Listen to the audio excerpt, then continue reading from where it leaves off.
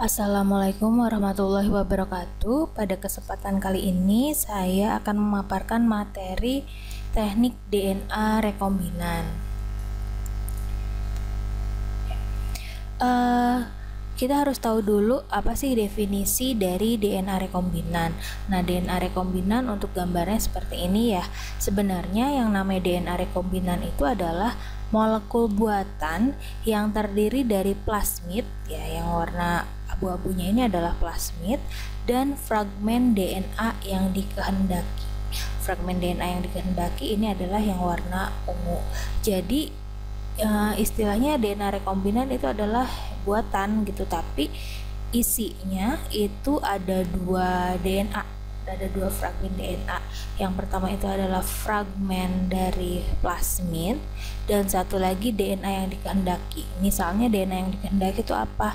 Kalau mau buat insulin, berarti DNA yang dikehendaki adalah gen yang menyandi insulin. Atau misalnya mau membuat eritropoietin gitu. Eritropoietin adalah hormon untuk pembuatan sel darah merah gitu ya. Nah, ini DNA-nya itu DNA penyandi atau gen penyandi eritropoietin itu disisipkan di dalam plasmid. Jadi pembelajaran teknologi DNA rekombinan ini adalah kumpulan teknik atau metode yang menggabungkan atau mengkombinasikan gen-gen yang berasal dari sumber-sumber yang berbeda. Jadi kalau plasmid itu kan biasanya dari bakteri gitu ya, tapi gen yang kita kehendaki itu bisa dari berbagai macam, bisa dari gen manusia ataupun gen dari mikroba lainnya atau gen dari sel tumbuhan, itu bisa bermacam-macam. Untuk menghasilkan molekul rekombinan ini, plasmid dan DNA yang akan diklon harus dipotong pada tempat tertentu dan digabung menjadi satu dengan cara yang terkontrol. Jadi di sini peran memutus dan menggabungkan DNA itu pasti tidak lepas dari kerja dari enzim. Enzimnya yang sudah dijelaskan, ada enzim nuklease atau restriksi, dan juga ada enzim ligase. Nah, kenapa sih teknologi DNA rekombinan itu penting? Karena dengan teknik-teknik teknologi DNA rekombinan itu bisa menyediakan metode baru untuk mendiagnosis dan terapi penyakit, dan juga memungkinkan perubahan dari sifat-sifat tertentu yang diinginkan pada suatu organisme. Misalnya ini ya, insulin yang sudah saya pernah jelaskan. Yang namanya insulin ini pabrik biologisnya itu adalah dari E. coli. Jadi nanti akan ada teknik DNA rekombinan di situ, penggabungan dari plasmid dengan gen penghasil insulin. Jadi di sini E. coli bisa membawa gen insulin dan dia bisa memproduksi insulin. Nah, tahapan teknologi DNA rekombinan ini seperti ini. Kita harus punya dua DNA gitu ya. Yang pertama adalah kita harus punya plasmid berupa vektor plasmid, kemudian DNA yang akan diklon atau DNA yang akan ditempel gitu. Terus nanti dilanjutkan ada proses penempelan gitu ya. Penempelan dari plasmid yang warna abu-abu dan juga yang warna ungu, sehingga nanti akan membentuk yang namanya DNA rekombinan seperti ini. Nah, kalau sudah terbentuk DNA rekombinan, si DNA rekombinan ini dimasukkan ke dalam sel inang atau namanya transformasi. Nah, habis itu sel inang yang sudah disisipkan DNA rekombinan kemudian dibiakkan. Nah, penumbuhan sel inang ini nanti dia membawa klon, nanti akan dipilih mana sel yang memang berhasil diinsert oleh DNA rekombinan yang kita maksud. Oke. Ini teknik dasar DNA rekombinan ini memang dikelompokkan ada 4 gitu ya, ada 4 tahap. Yang pertama ini adalah metode isolasi DNA target dan vektor, kemudian metode menyambung dan memotong dan menyambung molekul-molekul asam nukleat. Kemudian yang ketiga ini adalah metode transformasi pada sel host atau inang, contohnya bisa bakteri E. coli, dan juga seleksi hasil transformasi. Jadi ini pertama kita isolasi dulu nih, kita isolasi plasmid gitu ya, dan juga kita isolasi DNA target. Kita mau produksinya produksi apa? Apakah kita mau produksi insulin, ataukah kita mau produksi misalnya eritropoietin, atau misalnya mau produksi faktor 8 dan faktor 9. Itu biasanya digunakan bagi orang-orang ini ya, hemofili gitu. Nah itu kemudian nanti akan ada proses pemotongan, plasmid dipotong, DNA yang akan dipotong, yang akan digabungkan juga dipotong. Kemudian nanti disisipkan di sini menghasilkan DNA rekombinan. DNA rekombinan kemudian nanti akan masuk ke tahap ketiga, yaitu transformasi. Transformasi itu adalah memasukkan si DNA rekombinan ini ke dalam sel E. coli. Nah, kemudian nanti baru ada proses seleksi. Kita pilihin nih, mana sih E. coli yang sudah tersisip DNA rekombinan, mana yang sudah tersisip, mana juga yang tidak.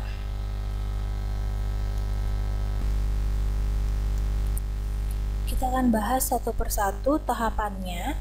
Tahap pertama itu adalah kita akan isolasi DNA target dan vektor. Jadi yang sudah kita ketahui ada istilah DNA ya. DNA ini adalah material genetik pada suatu organisme dari bakteri hingga manusia. Kalau ini digambarkan adalah bakteri. Jadi bakteri itu sebenarnya dia punya kromosom yang warna biru ini dan juga ada plasmid. Jadi kalau kromosom ini, nah semua bakteri itu punya kromosom itu pasti ada di semua bakteri. Jadi kromosom ini ukurannya bisa bermacam-macam gitu ya. Nah, tapi ada juga plasmid. Kalau plasmid itu tidak semua bakteri itu mempunyai plasmid. Jadi kalau plasmid itu adalah DNA ekstra kromosom, jadi tambahan yang bentuknya sirkular. Nah, kemudian DNA kromosom dan plasmid itu disebut dengan genom bakteri. Nah, kemudian koleksi dari semua gen yang berada pada kromosom bakteri atau plasmid itu disebut dengan genom bakteri. Nah, tahapan yang pertama itu adalah isolasi DNA. Jadi kita punya kulturnya itu ditumbuhkan. Jadi kita mau pakai kultur apa? Misalnya kita mau pakai plasmid dari E. coli. Berarti E. coli-nya ditumbuhkan dulu di media yang cocok. Misalnya pakai nutrient broth gitu ya. Nah, setelah ditumbuhkan kemudian dipanen. Nah, pada saat pemanenan kita dapat selnya nih, sel utuh. Nah, sel utuhnya itu harus dipecah dulu ya, karena kenapa? Kromosom itu atau plasmidnya itu ada di dalam sel. Jadi pemecahan atau pelisisan sel ini itu tujuannya untuk membebaskan isi di dalam si selnya ini. Nah, pemutusan atau pembebasan isinya atau lisis ini biasanya dengan beberapa reaksi. Kita bisa pakai lisozim itu adalah enzim. Jadi kalau misalnya pakai lisozim, itu prinsip kerjanya adalah mendigesti polimer pada dinding sel. Akibatnya selnya itu akan pecah. Atau pakai EDTA. Nah, kalau EDTA ini dia akan mengkelat logam yang akan mempertahankan struktur dinding sel sehingga dinding sel itu akan pecah juga. Atau kita mau pakai deterjen atau SDS atau Triton X100, itu mereka ini akan bekerja pada lipid atau membran. Jadi nanti dia akan memecah lipid atau membran. Nah, selanjutnya kalau udah dipecah nih selnya, nah kan banyak debris sel gitu ya, komponen di dalam sel itu nanti harus dibersihkan. Jadi membersihkan debris sel itu biasanya dengan cara sentrifugasi, dilanjutkan dengan presipitasi dengan solvent organik. Jadi bisa pakai phenol chloroform 1:1 atau pakai enzim proteinase. Nah, tujuannya memang supaya hilang ya debris selnya. Kemudian ada lagi presipitasi. Presipitasi ini nanti pengendapan lah istilahnya. Jadi dengan cara presipitasi dengan etanol absolut, kemudian nanti ada proses sentrifugasi, nanti DNA-nya itu akan mengendap. Jadi misalnya ini sebelum ditambahkan etanol masih seperti ini, tapi setelah ditambahkan etanol absolut dan biasanya dalam keadaan dingin, kemudian disentrifugasi, biasanya DNA-nya itu akan mengendap. Tapi kalau yang gambar ini dia sudah kelihatan presipitasi DNA-nya itu akan mengapung gitu. Terus DNA-nya itu ini yang warna putih ini itu diambil gitu dengan dililitkan pada batang pengaduk karena DNA kromosom itu bentuknya biasanya panjang. Nah, untuk gambarnya nanti di slide selanjutnya. Kemudian habis dapat tuh tadi DNA kromosomnya, dianalisis dulu DNA kita sudah murni atau belum. Nah, biasanya untuk menganalisis DNA hasil isolasi kita murni atau tidak, itu digunakan spektrofotometri. Nah, tapi dengan panjang gelombang 260 nanometer dan 280 nanometer. Nah, setelah dapat nih absorbansi di 260 nanometer dan 280 nanometer, kemudian dihitung rasionya. Rasionya itu sama dengan absorbansi 260 nanometer dibagi absorbansi 280 nanometer. Kenapa sih kita memakai absorbansi di panjang gelombang tersebut?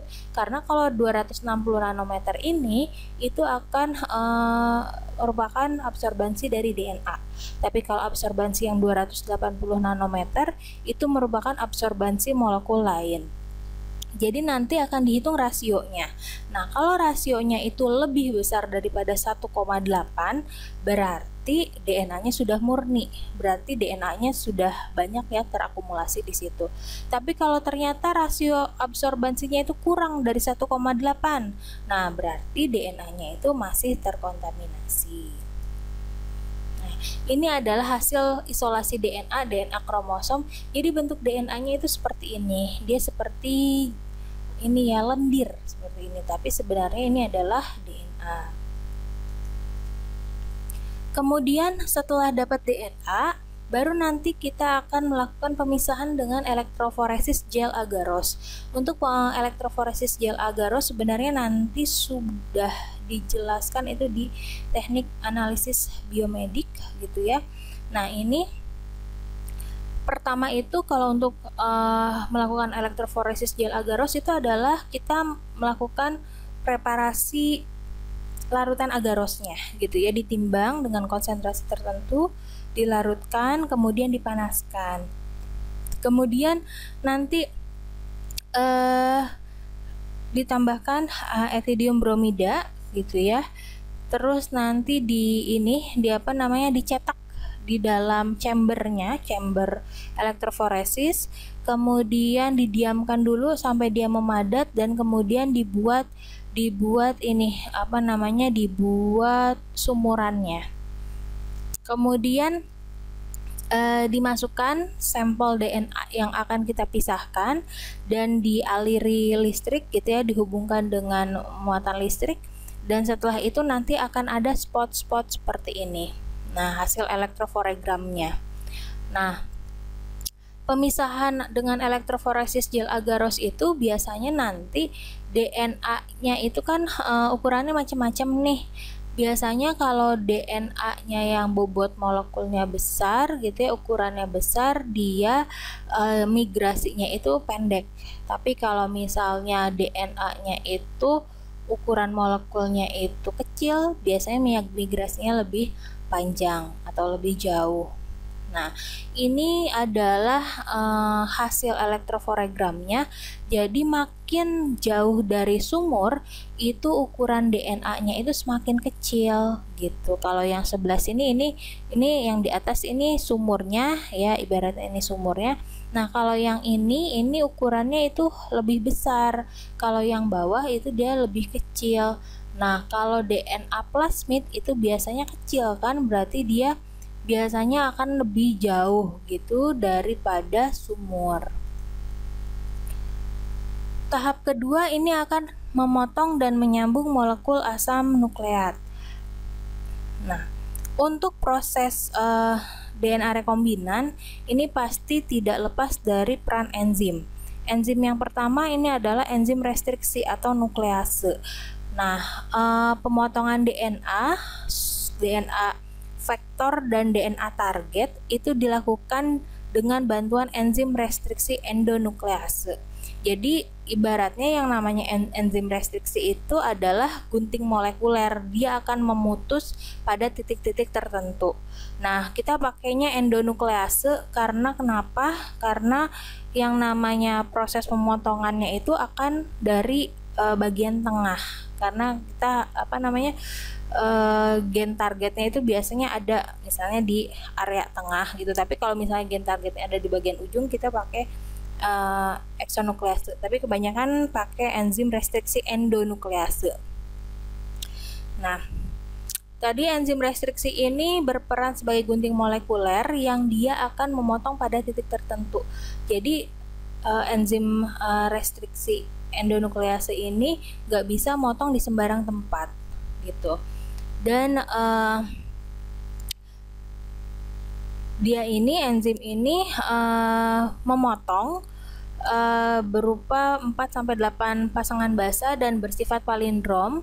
Palindrom itu adalah urutan basa yang identik ketika dibaca dari arah 5 ke 3 atau 3 ke 5 itu sama. Kemudian enzim restriksi ini dia fungsinya itu memutus ikatan fosfodiester melalui reaksinya hidrolisis. Jadi yang namanya DNA itu kan dia dihubungkan antara satu nukleotida dengan nukleotida lain itu dengan ikatan fosfodiester. Nah, ikatan fosfodiesternya itu yang akan dipotong. Nah, ini adalah urutan basa palindrom. Maksudnya dibaca dari ujung 3 ke 5 dan 5 ke 3 itu sama. Misalnya dari arah kiri ke kanan, ini GAATTC. Nah, dilihat di bawah dibaca dari kanan ke kiri GAATTC. Jadi ini dibaca dari kiri ke kanan atau kebalikannya kanan ke kiri itu sama, itu disebut dengan basa palindrom. Nah, ini adalah aktivitas enzim restriksi. Jadi ibaratnya yang warna biru muda ini adalah enzim restriksi. Kerjanya yang pertama adalah dia scanning dulu nih, mana yang urutan palindrom. Nah, dia akan jalan, nah pas ketemu urutan yang palindrom, misalnya yang ini nih yang warna hitam GAATTC, yang ini GAATTC, nah dia akan berhenti di sini. Kemudian dilanjutkan dengan pemotongan. Nah, jadi dia akan memotong pada urutan basa yang palindrom. Jadi enzim restriksi endonuklease pada teknik DNA rekombinan ini dia memutus di situs tertentu, yaitu situs basa yang palindrom. Nah, nanti enzim restriksi akan menghasilkan dua pola potongan, ada ujung tumpul gitu ya, blunt end ini, ada ujung lengket. Nah, jadi enzim restriksi yang berbeda akan menghasilkan pola potongan yang berbeda juga.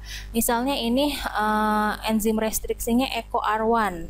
Nah, ini dia akan memutus di antara ini GAATTC, tapi dia mutus antara guanin dan adenin, putus di sini. Kemudian kalau yang bawah sama guanin, adenin, putus juga di sini. Jadi enzim restriksi EcoR1 itu dia akan memutus dan hasilnya adalah seperti ini. Antara G sama A keputus, antara G sama A juga keputus. Kemudian ada lagi enzim restriksi SMA1. Nah, dia memutusnya itu antara sitosin sama guanin ya. Kemudian ada lagi penyambungan DNA. Nah, untuk penyambungan DNA ini DNA donor maupun vektor yang telah dipotong tadi dengan enzim restriksi yang sama akan saling berhibridisasi atau perpasangan basa-basa komplementer melalui pembentukan ikatan hidrogen pada ujung-ujungnya atau sticky end. Jadi enzim ligase ibaratnya seperti lemnya, maka dibutuhkan di dalam penyambungan DNA. Enzim ligase membentuk ikatan fosfodiester antar DNA donor dan vektor. Jadi ini ada DNA-nya. Nah, di sini ada fragmen yang akan diklon gitu, maksudnya fragmen DNA targetnya itu akan ditempelkan nih di sini di plasmid. Nah, biasanya nanti butuh yang namanya enzim ligase, karena enzim ligase dia akan ngelem gitu ya, akan menggabungkan dengan cara membentuk ikatan fosfodiester, maka nanti akan terbentuk DNA rekombinan. Nah, ini contohnya, ini molekul A dan molekul B gitu ya. Di sini ada ujung lengket gitu ya. Nah, kemudian nanti kalau mau digabungkan itu dengan enzim ligase. Nah, enzim ligase yang warna ungu. Enzim ligase ini fungsinya adalah untuk menggabungkan kedua molekul dengan pembentukan ikatan fosfodiester. Jadi tadi untuk memotong dan menyambungkan DNA itu butuh 2 enzim. Kalau motong pakainya enzim restriksi. Cara kerjanya adalah memutus ikatan fosfodiester. Tapi kalau mau gabungin itu dengan enzim ligase, yang cara kerjanya adalah dia membuat atau menggabungkan atau ya membuat ikatan fosfodiester antar 2 nukleotida. Nah, ini adalah untuk tahapannya. Jadi di sini ada gen targetnya yang akan kita tempel. Nah, untuk menggabungkan gen targetnya yang merah ini ke plasmid, nah ini adalah dengan enzim ligase. Oke. Tahap 3 ini adalah tahap transformasi terhadap sel inang. Yang namanya transformasi itu adalah proses pemasukan DNA rekombinan yang telah terbentuk ke dalam sel inang. Jadi biasanya yang dipakai sel inang ini adalah bakteri. Bakterinya adalah Escherichia coli atau E. coli.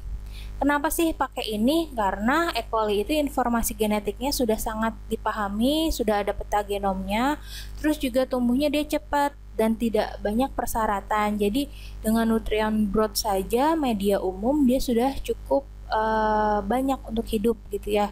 Nah, kemudian dia juga dapat menerima berbagai vektor dan mudah ditransformasi. Jadi transformasi itu sebenarnya adalah masukin DNA rekombinan yang sudah tadi kita buat nih ke dalam si sel inang, ke dalam E. coli. Jadi disisipkanlah itu dan nanti hasilnya adalah transform sel atau sel yang ditransformasi.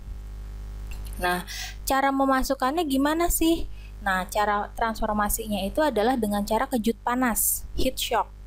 Nah, heat shock ini adalah pemasukan DNA ke dalam sel yang distimulasi dengan kejut panas, berarti nanti suhunya itu dinaikkan gitu, tapi dalam waktu singkat. Jadi heat shock ini dilakukan pada suhu 42 derajat Celcius selama 1 menit tapi dalam larutan CaCl2.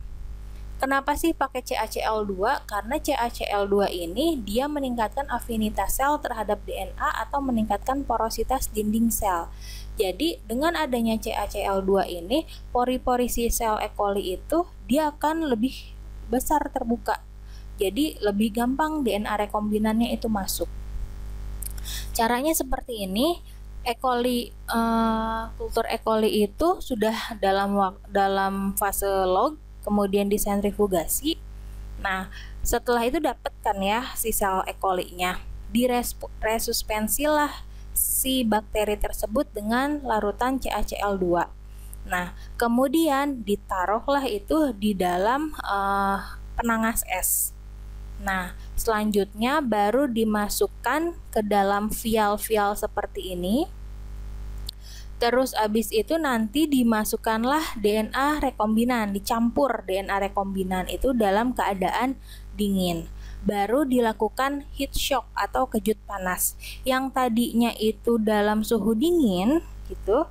Terus abis itu dikejut panas, itu maksudnya dimasukkan ke water bath di suhu 42 derajat Celcius selama 1 menit. Nah, tujuannya itu pada saat dikejut panas ini, pori-pori E. coli itu dia akan terbuka.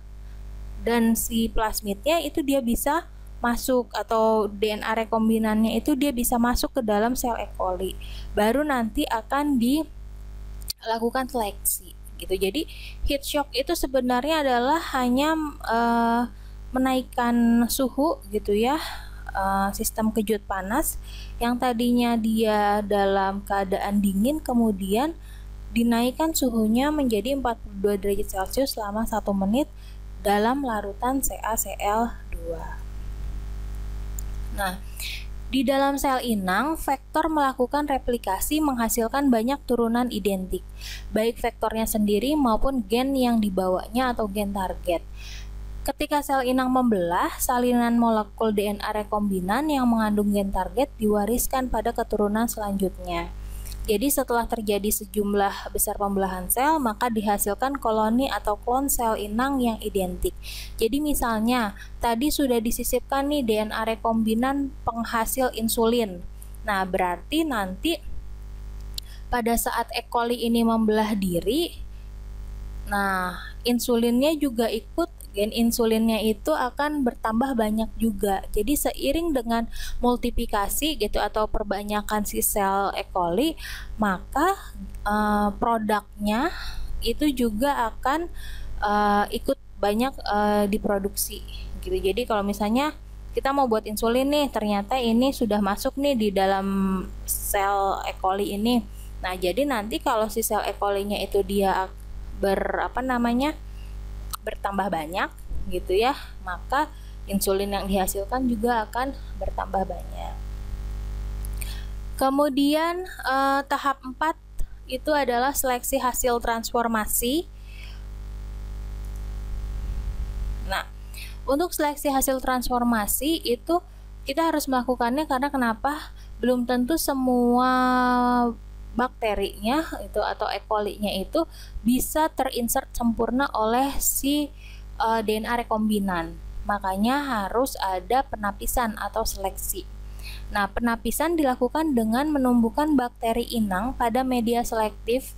Nah, media selektifnya itu adalah yang pertama yang mengandung antibiotik, yang kedua adalah mengandung senyawa tertentu yaitu X-gal. Nah, enzim beta-galaktosidase akan mendegradasi X-gal sehingga menghasilkan warna biru, sehingga enzim beta-galaktosidase pada DNA non-rekombinan tidak diinaktivasi sehingga koloninya berwarna biru. Tapi kalau enzim beta-galaktosidase pada DNA rekombinan diinaktivasi sehingga koloninya berwarna putih. Nah, bakteri inang yang membawa plasmid rekombinan akan resisten terhadap antibiotik tapi tidak mampu memecah X-gal. Jadi koloninya berwarna putih. Jadi hasilnya seperti ini. Nah, kita punya sel yang sudah ditransformasi. Tapi kita harus seleksi dulu nih. Pertama, harus eliminasi dulu. Kita mau mengeliminasi sel tanpa plasmid. Kan tidak menutup kemungkinan pada saat proses heat shock atau proses transformasi itu tidak semua bakteri itu masuk DNA rekombinan gitu ya. Nah, jadi yang pertama adalah eliminasi dulu sel yang tanpa plasmid. Caranya gimana? Caranya adalah si mikroba yang tadi itu dibiarkan di dalam media yang ada ampisilinnya. Jadi sel yang tidak memiliki plasmid itu tidak akan resisten terhadap ampicillin dan tidak membentuk koloni pada media yang berisi antibiotik. Jadi di sini nih kalau udah dibiarkan di dalam media yang ada ampicillin, bakteri yang sudah tersisir plasmid itu pasti akan tumbuh. Karena kenapa? Plasmid itu punya gen yang resisten antibiotik. Berarti kalau ada koloni yang tumbuh nih di sini, oh berarti bakteri yang tumbuh ini bakteri yang berhasil disisipkan plasmid. Tapi yang kedua adalah kita harus seleksi lagi, benar nggak nih plasmidnya itu sudah disisipkan oleh gen target. Nah, biasanya itu ada identifikasi lagi sel yang tanpa DNA rekombinan itu dibiarkan dalam media yang ditambahkan X-gal. Nah, kalau koloninya itu tumbuhnya warna putih, itu biasanya koloni dengan DNA rekombinan yang kita DNA rekombinan yang target kita ya. Jadi enzim beta galaktosidase pada DNA rekombinan itu diinaktivasi sehingga koloni dengan DNA rekombinan itu warnanya nanti jadi akan putih. Nah, bakteri yang dengan DNA rekombinan inilah yang kita ambil biasanya untuk proses produksi selanjutnya. Oke, terima kasih atas perhatiannya. Assalamualaikum warahmatullahi wabarakatuh.